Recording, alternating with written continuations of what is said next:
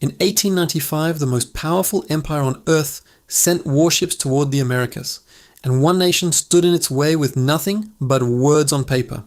That nation was the United States, still young, still growing, and it told the British Empire to turn around or face the consequences of crossing a line. Welcome to True Earth History, where hidden history comes to life. Subscribe to uncover the truth behind the headlines. To understand what happened, you have to go back to a thin stretch of jungle along the northeastern coast of South America called British Guiana. British Guiana sat right next to Venezuela, and for decades Britain had been quietly pushing its border further and further into Venezuelan territory. Venezuela had been asking for help for years, sending letters, sending diplomats, and telling anyone who would listen that Britain was taking land that did not belong to them. Nobody listened, at least not at first, because Britain was the most powerful country in the world, and Venezuela was a small nation with no army to match. The disputed territory was called the Schomburg Line, a boundary that a British surveyor had drawn back in 1840 that Venezuela had never agreed to accept. Over the years, Britain kept expanding its claims beyond even that contested line, adding more land, more jungle, and more coastline to what it called its rightful territory. Venezuela turned to the United States and asked for help, reminding American leaders that the Western Hemisphere was supposed to be free from European colonial expansion. That reminder pointed directly back to a doctrine that an American president had written more than 70 years earlier, a doctrine that was about to be tested for real. In 1823, President James Monroe had stood before Congress and delivered a message that would define American foreign policy for the next 2 centuries. Monroe told the world that the Americas were no longer open to European colonization, and that any attempt to extend European power into the Western Hemisphere would be seen as a threat. For decades, that doctrine had been more of a wish than a reality, because the United States had no navy powerful enough to back it up with force. Britain knew this and paid very little attention to American warnings, continuing to press its claims in Venezuela as if the Monroe Doctrine did not exist at all. But by 1895, something had changed inside the United States, and that change would shake the foundations of the old colonial world order. The United States had spent 30 years rebuilding after its own civil war, and by the 1890s it had grown into an industrial giant with a new and powerful navy. Secretary of State Richard Olney saw the Venezuela dispute as the perfect moment to tell the world that the Monroe Doctrine was no longer just words on a page. Olney drafted a letter to the British government, and the language he chose was not gentle or diplomatic. It was sharp, direct, and deliberately confrontational. He wrote that the United States was sovereign on this continent, and that its will was law in matters affecting the Western Hemisphere, leaving no room for misunderstanding. That letter landed in London like a stone through glass, and the British government, led by Prime Minister Lord Salisbury, did not take it well at all. Lord Salisbury wrote back and said that the Monroe Doctrine had no standing in international law, and that Britain was not obligated to recognize it in any form. Salisbury also argued that the dispute between Britain and Venezuela was a matter between 2 parties, and that the United States had no right to insert itself into the matter. When President Grover Cleveland received that response, he did not back down, and his next move would be one of the boldest steps any American president had taken. Cleveland went to Congress and asked for authority to create a commission that would investigate the Venezuela boundary dispute and determine where the true border should be. He told Congress that if Britain refused to accept the findings of that commission, the United States would enforce the boundary by whatever means were necessary to protect Venezuela. That was not a suggestion, and it was not a bluff. It was the United States government telling the British Empire directly that it was prepared for confrontation. The reaction in Washington was overwhelming, with Congress voting to support Cleveland almost unanimously, showing a rare moment of unity behind the Monroe Doctrine and Venezuelan sovereignty. Across the Atlantic in Britain, the reaction was very different, with newspapers and politicians debating whether this American president had just threatened war against the British Empire. Some members of the British Parliament thought Cleveland had gone too far, and that his language amounted to an act of aggression that could not be ignored. Others in Britain quietly recognized that the world had changed, that America was no longer the weak former colony it had once been, and that this moment required careful thought. The financial markets in London felt the tension immediately, with investors pulling back from American bonds out of fear that war between the two nations could be approaching. For a brief period in late 1895, the possibility of armed conflict between the United States and Britain over a stretch of South American jungle felt very real to many people. But behind the public statements and the nervous markets, something else was happening quietly in diplomatic circles that would change the course of the entire crisis. Britain was not just dealing with the United States, it was also facing rising tensions in southern Africa, where a crisis in the Transvaal was consuming its military attention. The Jameson raid in late 1895 was a failed British attempt to destabilize the Boer Republic in South Africa, and it ended in disaster and international embarrassment for Britain. Germany used that moment to send a telegram to the Boer leader congratulating him on defeating the raid, and that message infuriated the British government and the British public alike. Suddenly, Britain found itself looking at potential enemies on multiple fronts, and the idea of fighting the United States over a jungle boundary in South America seemed deeply unwise. British strategists also knew that the Royal Navy, as powerful as it was, would face serious challenges fighting a war across the Atlantic against a nation with a growing fleet. The economics of such a conflict were equally troubling, because Britain and the United States were each other's largest trading partners, and a war would be devastating for both economies. Lord Salisbury began to reconsider his position, and the British government started looking for a way to step back from the confrontation without appearing to surrender to American pressure. The solution came in the form of a negotiated agreement to submit the boundary dispute to an international arbitration tribunal, which both sides eventually agreed to accept. Venezuela was not fully consulted during those negotiations, which was a painful reality for a small nation that had asked for protection and found itself somewhat sidelined in the discussions. Nevertheless, the agreement to go to arbitration was a massive moment in history, because it represented the first time Britain had formally acknowledged American authority over Western Hemisphere affairs. The arbitration tribunal was established in 1897 and began the slow process of examining maps, documents, treaties, and testimonies to determine where the boundary truly belonged. Venezuela sent representatives to participate in the process, determined to make sure its interests were heard even as the two larger powers worked through their diplomatic channels. The tribunal included members from the United States, Britain, and Russia, with the final ruling expected to settle a dispute that had been festering for more than half a century. While the tribunal worked, the relationship between the United States and Britain began to shift in ways that went far beyond a single boundary dispute in South America. American and British leaders recognized that the confrontation had exposed how close the two nations had come to genuine conflict, and both sides began working to prevent that from happening again. This period marked the beginning of what historians would later call the Great Rapprochement, a gradual warming of relations between the two English-speaking powers that would reshape the world. For Venezuela, the situation was more complicated because the country was watching its fate being decided by foreign powers in courtrooms far from its own capital city. The Venezuelan government had hoped that American support would result in the return of all contested territory. But the reality of international arbitration was more nuanced than that.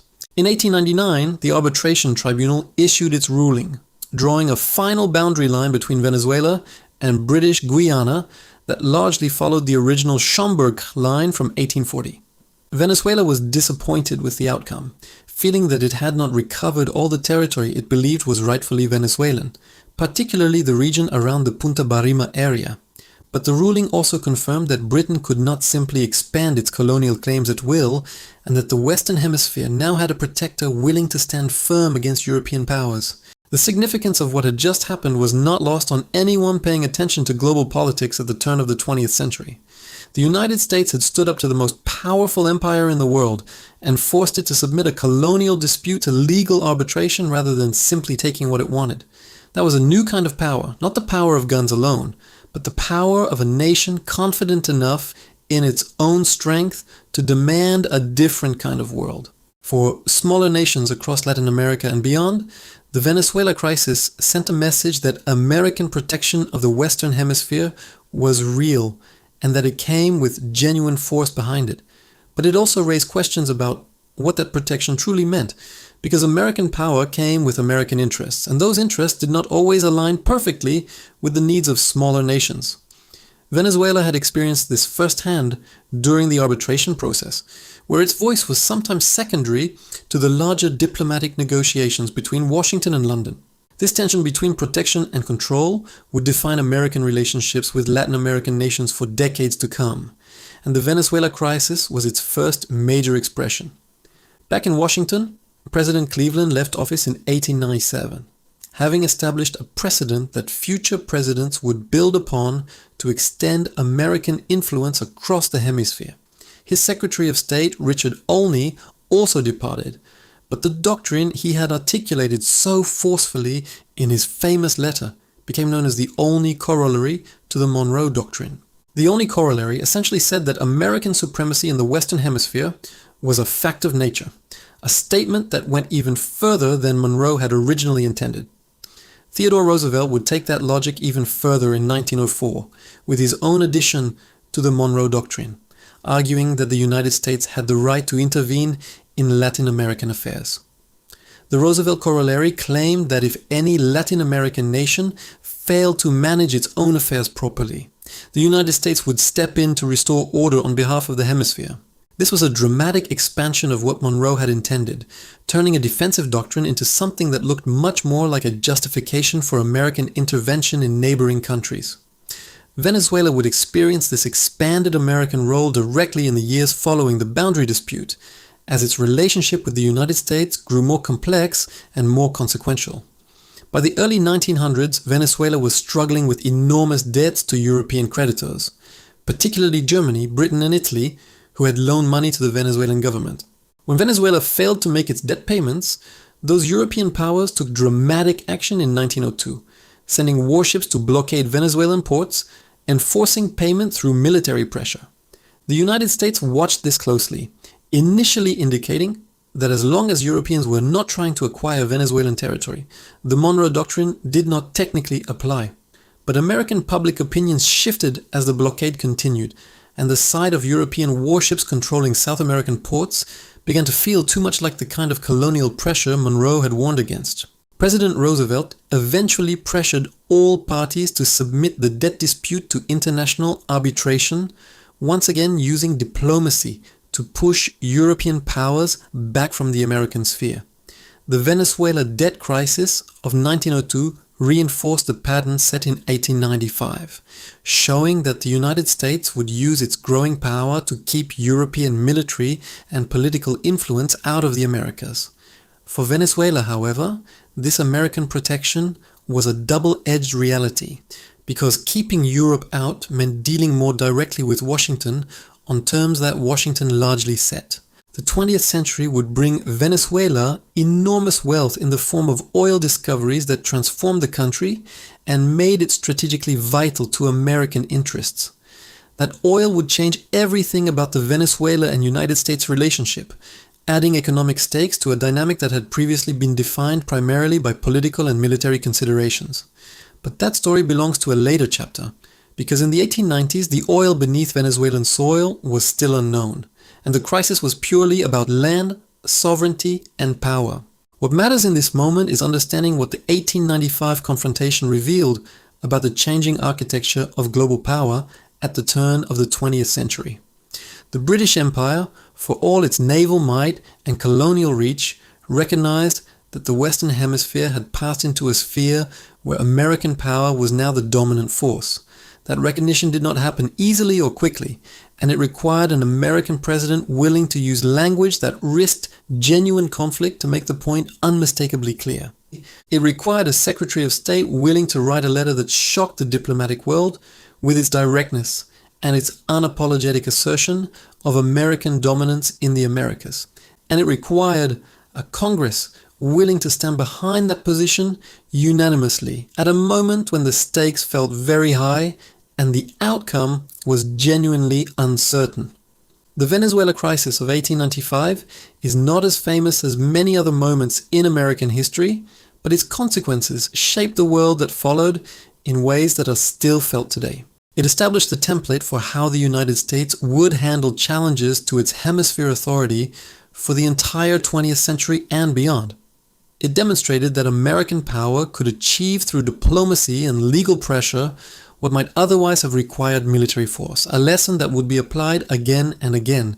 It also showed the limits of that approach because Venezuela itself ended up with a boundary ruling that many Venezuelans felt did not fully honor their territorial claims. The gap between what American protection promised and what it actually delivered would haunt the relationship between the United States and Latin America for generations. But in the immediate context of 1895, the outcome was historic, and the world understood that a new power had arrived on the global stage with the confidence to challenge the old order. Newspapers across Europe took notice, with observers in France, Germany, and even Britain acknowledging that the United States had fundamentally changed its role in international affairs. The phrase that kept appearing in those European newspapers was that America had come of age, that it had moved from a regional power to a force with genuine global ambitions. Those ambitions would be tested again very soon, because just 3 years after the Venezuela crisis, the United States went to war with Spain and emerged with territories across the Pacific and Caribbean. The pattern was set, the precedent was established, and the world that the British Empire had dominated for a century was beginning its slow transformation into something new. At the center of that transformation was the story of one small nation, Venezuela, whose appeal for help had triggered a confrontation that changed the direction of history. The boundary dispute that Britain dismissed as a minor colonial matter turned out to be the moment when American power announced itself to the world in a voice that could not be ignored. Every empire believes it will last forever, and every empire eventually meets the moment when a new force rises to challenge what it thought was permanent and untouchable. In 1895, Britain met that moment in the jungles of South America, and the world has never looked quite the same since. The arbitration tribunal that met in Paris in 1897 was unlike anything the world had seen before, two empires submitting a colonial boundary to the judgment of international law. Venezuela arrived at those proceedings carrying decades of frustration, maps drawn by its own surveyors, and the hope that justice would finally be served after years of being ignored. The British legal team was formidable, filled with experienced barristers who had spent careers arguing colonial boundaries in courts across the empire with confidence and precision. The American legal team, led by former President Benjamin Harrison, brought its own considerable weight to the proceedings, signaling that Washington took this arbitration seriously and personally. Harrison had actually served as president before Cleveland, and his presence as a legal advocate showed that this was not just a diplomatic exercise but a matter of deep national importance. The Venezuelan representatives watched carefully as the arguments unfolded, knowing that the outcome would define their country, its borders, and its relationship with the two most powerful nations on earth. Maps were presented, old colonial records were examined, and testimonies from surveyors and historians were offered to help the tribunal understand a boundary that had been disputed for over 50 years. The original Schomburgk line, drawn by British surveyor Robert Schomburgk in 1840, became the central reference point around which all the legal arguments revolved and clashed. Venezuela argued that Schomburgk himself had never intended his line to be a permanent boundary, and that Britain had misused his survey to justify territorial expansion that he never envisioned.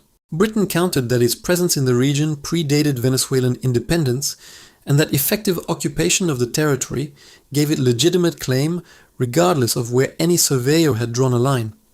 The tribunal deliberated for 2 years, weighing evidence that stretched back through centuries of colonial history, Spanish land grants, Dutch settlements, and British administrative records. When the ruling finally came in October 1899, it drew a boundary that largely confirmed the Schomburgk line, giving Britain most of the territory it had claimed as its own. Venezuela was devastated by the outcome, feeling that the arbitration it had hoped would deliver justice had instead legitimized decades of British expansion at Venezuelan expense. The region around Punta Barima, at the mouth of the Orinoco River, was particularly significant because whoever controlled it controlled access to one of South America's great waterways. The tribunal awarded that strategic point to Britain, a decision that Venezuelan leaders felt was influenced more by the power dynamics of the two larger nations than by historical evidence. For the United States, the outcome was presented as a victory, because the process of arbitration itself had been the goal, not necessarily the specific location of the boundary line. Washington had succeeded in forcing Britain to submit to a legal process, rather than simply occupying contested territory, and that principle was what American leaders cared most about establishing. But Venezuela had not asked for a legal process, it had asked for its land back, and the distinction between those two goals was deeply painful for a nation that felt abandoned. This disappointment planted seeds of distrust that would grow slowly over the following decades, shaping how Venezuelan leaders thought about their relationship with the United States and its promises. The lesson Venezuela drew was that American protection came with conditions, that Washington would defend the hemisphere from European colonialism, but would not necessarily champion the rights of smaller nations. That lesson would prove relevant again very soon, because within 3 years of the arbitration ruling, Venezuela found itself in another crisis that tested the limits of American support. By 1902, Venezuela owed enormous debts to European creditors, and its president, Cipriano Castro, had made the situation worse by refusing to negotiate seriously with foreign bondholders. Germany, Britain, and Italy decided to take matters into their own hands, and in December 1902, they sent warships to Venezuelan waters to enforce payment through a naval blockade. German warships bombarded a Venezuelan fort at Puerto Cabello. British vessels seized Venezuelan gunboats, and the combined European fleet cut off Venezuelan ports from international trade. The sight of European warships bombarding a South American nation and seizing its vessels was exactly the kind of scene that the Monroe Doctrine had been written to prevent. President Theodore Roosevelt initially took a cautious position, saying that as long as Europe was not trying to permanently occupy Venezuelan territory, the doctrine did not strictly apply. But American public opinion was uncomfortable watching European powers use military force in the Western Hemisphere, and pressure mounted on Roosevelt to take a stronger stance. Venezuela appealed to the United States for protection, using the same arguments it had used in 1895, reminding Washington that the Monroe Doctrine was supposed to shield the Americas from exactly this. Roosevelt found himself in a difficult position, caught between his own interpretation of the doctrine and the growing public demand that he do something to stop the blockade. Behind the scenes, Roosevelt was also receiving intelligence suggesting that Germany had ambitions beyond debt collection, that some German military planners had considered the possibility of establishing a naval base in Venezuela. That intelligence, whether fully accurate or not, changed Roosevelt's calculation, because a permanent German naval presence in South America would be a direct challenge to American hemisphere dominance. Roosevelt began applying pressure through diplomatic channels, making it clear to the German and British governments that the blockade needed to end and that the debt dispute should go to arbitration. Germany, under Kaiser Wilhelm II, initially resisted, not wanting to appear weak by backing down from what it considered a legitimate debt enforcement action. But Roosevelt reportedly made his position unmistakably clear in private communications, and Germany eventually agreed to submit the dispute to the Permanent Court of Arbitration at The Hague. The blockade was lifted in February 1903, and the debt dispute went to international arbitration, where Venezuela ultimately agreed to set aside a portion of its customs revenues for debt payments. Once again, the United States had used diplomacy and the implicit threat of its growing military power to push European forces out of the Western Hemisphere without firing a single shot. And once again, the outcome for Venezuela itself was mixed, because the country had to agree to debt repayment terms that placed real constraints on its economic independence for years. Theodore Roosevelt drew his own conclusions from both the 1895 crisis and the 1902 blockade, and those conclusions led him to articulate something that went beyond anything Monroe had originally envisioned. In his annual message to Congress in December 1904, Roosevelt announced what became known as the Roosevelt Corollary to the Monroe Doctrine, and it changed everything about American hemispheric policy. Roosevelt argued that if any nation in the Western Hemisphere proved unable to maintain order or meet its international obligations, the United States had the right and the duty to intervene. This was no longer simply a defensive doctrine saying that Europe must stay out. It was now an offensive posture saying that America would step in whenever it judged intervention to be necessary.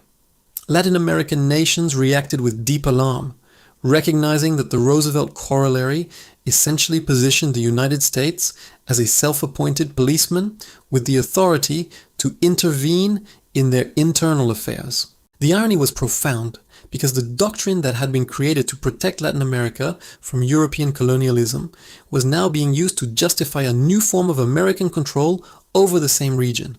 Venezuela had been the trigger for the original confrontation that led to this transformation, and Venezuelan leaders understood with painful clarity what the Roosevelt corollary meant for their future. American military interventions in Latin America multiplied in the years that followed, with United States forces entering Nicaragua, Haiti, the Dominican Republic, and other nations under the logic of the Roosevelt corollary.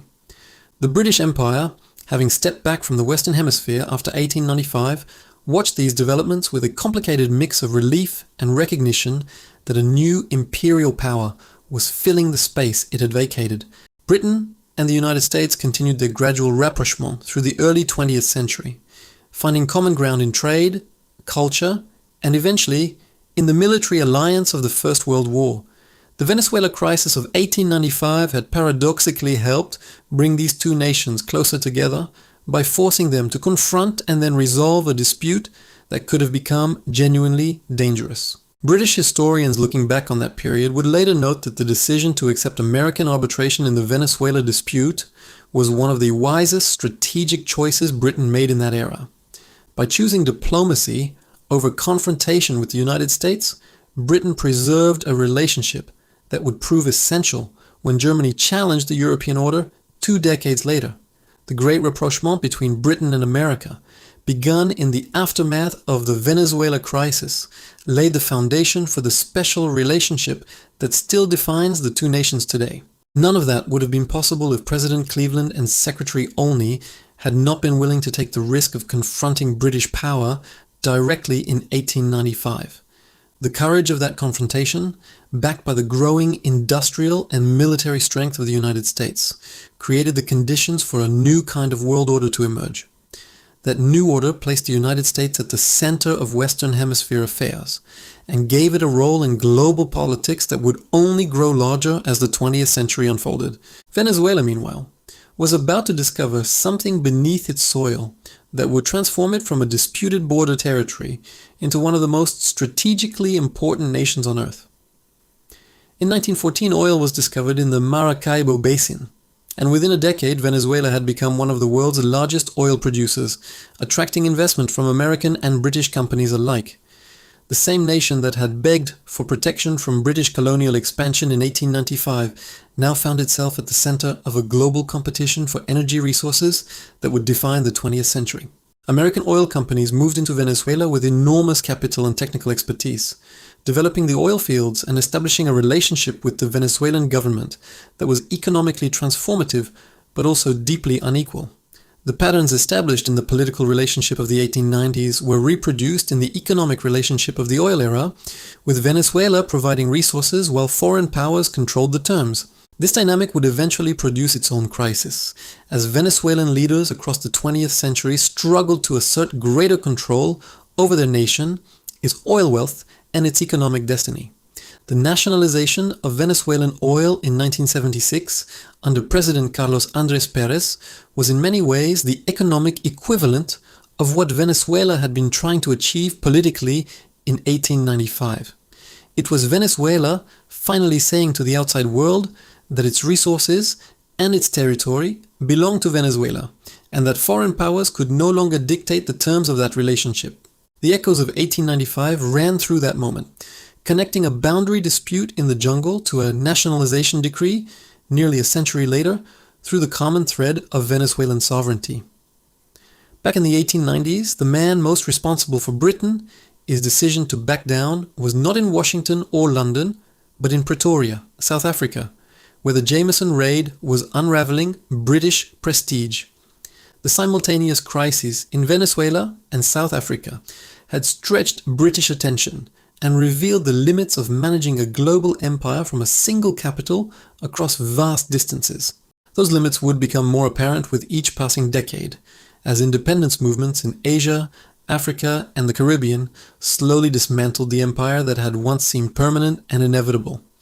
The British retreat from the Western Hemisphere in 1895 was not just a concession to American power, it was an early signal of a longer retreat from global dominance that would unfold over the next 70 years. Empires rarely collapse all at once. They retreat step by step, each concession opening the door to the next, until one day the map of the world looks entirely different from what it once was.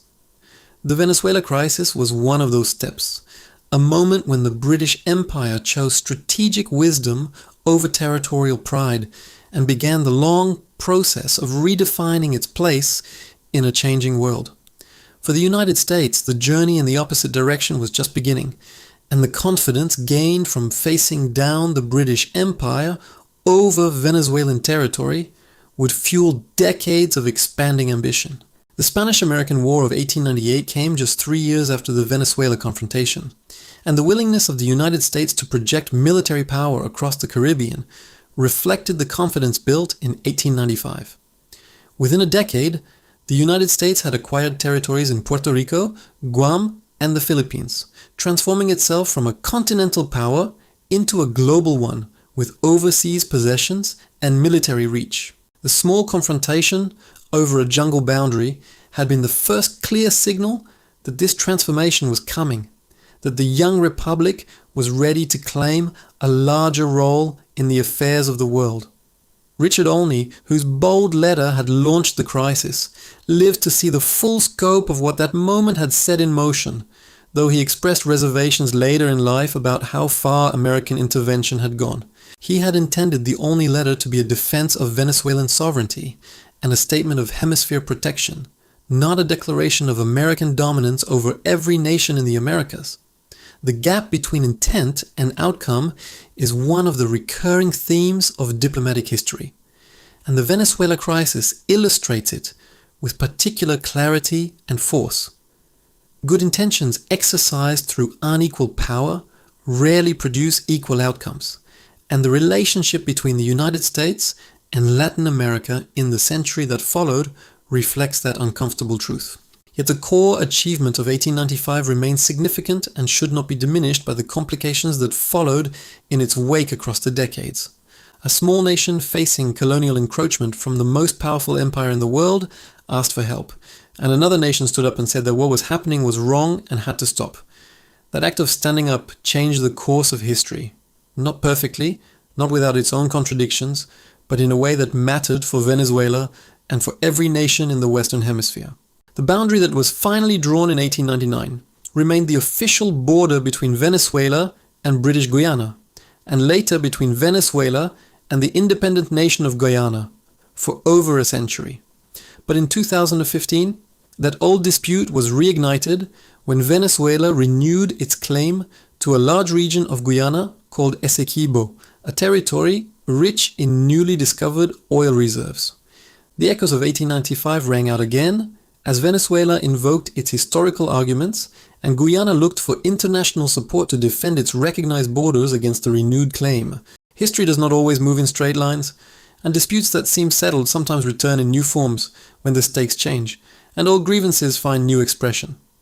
The story of Venezuela, Britain, and the United States is not a finished story, it is a living one, still unfolding through the decisions and disputes of the present day. That is what makes history so powerful. It is not just about the past, it is the foundation on which the present stands, and the framework through which the future will be built. Every nation involved in the events of 1895 carries those events with it still, in its institutions, its relationships, its sense of itself, and its understanding of what it owes to others. Britain carries the memory of a moment when it chose wisdom over pride and preserved a relationship that would save it twice in the century that followed. The United States carries the memory of a moment when it found its voice on the world stage and learned both the power and the responsibility that comes with speaking that loudly. Venezuela carries the memory of a moment when it was heard, when its sovereignty was defended even if imperfectly, and when the principle that small nations deserve protection was written into international practice. These memories matter because they remind every generation that the choices made by leaders in moments of crisis have consequences that stretch far beyond the immediate dispute and into the long arc of history. The jungle border between Venezuela and British Guiana may seem like a small thing compared to the great events of the 20th century, but it was the place where something important was decided. It was the place where the world learned that the Monroe Doctrine was real, that American power would back it up, and that the era of unchallenged European colonialism in the Americas was over. The British Empire learned that lesson in 1895, and the world that came after was shaped in part by what Britain chose to do with that knowledge in the decades that followed. History moves through moments like these, quiet confrontations that look small from the outside but carry enormous weight because of what they establish and what they make possible going forward. The next time you look at a map of South America and see the border between Venezuela and Guyana, remember that it was drawn in a Paris courtroom because one nation refused to be ignored, and remember that the world can change when someone is willing to stand up and say clearly and firmly that what is happening is wrong and that it must stop. If this story moved you, subscribe to the channel. The past holds powerful lessons, and I will help you discover them.